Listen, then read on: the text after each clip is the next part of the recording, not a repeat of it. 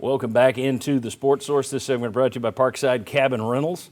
Dolly Parton was at Neyland Stadium yesterday. If you want to go visit her neck of the woods up in Sevier County this winter, then now is the time to book your weekday or weekend or week-long visit/vacation to the Smoky Mountains via Parkside Cabin Rentals. ParksideCabinRentals.com.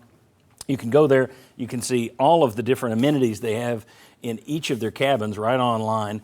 And you can also see the layouts for each one. So if you want it to be a cozy getaway for just you and one other person, if you want to get away from the world and just go sit and stare at the snow through the window and mourn or something, you can do that. There's got small cabins for one or two.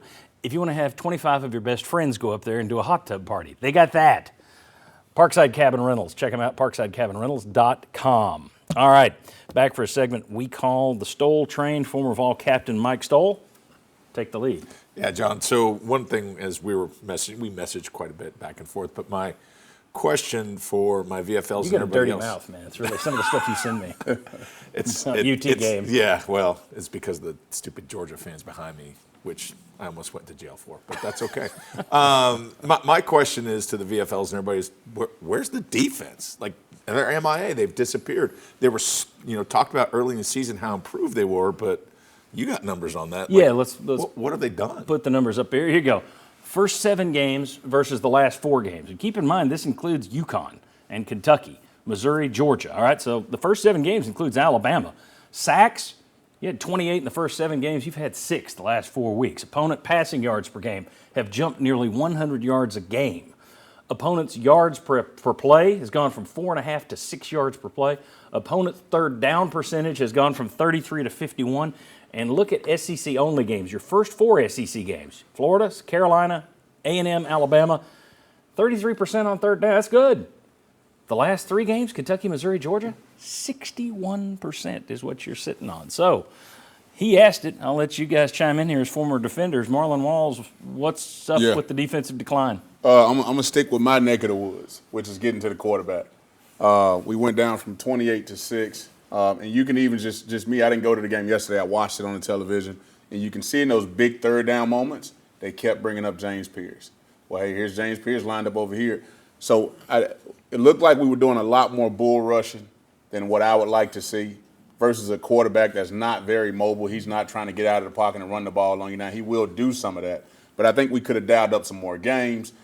We've got to get away from the bull rush. I think the bull rush is good for you when you're in the red zone. There's not a lot of space. But when we're in the open field, third down wise, I would like to see us dial up some more games. And there's a couple times we had the rabbits package on, and literally all 4 guys bull rushed across the board.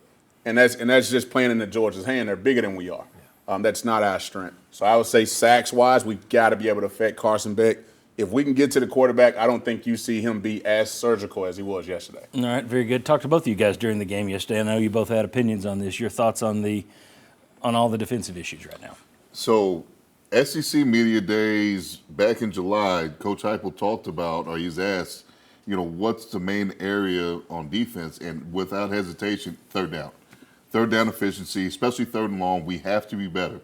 And as your graphic showed, early in the season we were, and at this point, 60% on third down. That is, that's nearly unheard of for anybody that's playing any sort of effective defense. So that's something that they're going to have to figure out. I think it started with Kentucky, where I felt like Kentucky used their bye week well and had a great plan for picking up our protection, our blitz packages, and that's kind of continued to Missouri, to Georgia. When we bring pressure, other folks are picking it up. So whether they're studying our safety rotation, whether they're studying the demeanor of our linebackers, their alignment, a lot of times when our inside linebackers are coming on a blitz, they're at 3.5 yards. Well, those guys watch film too. Yeah.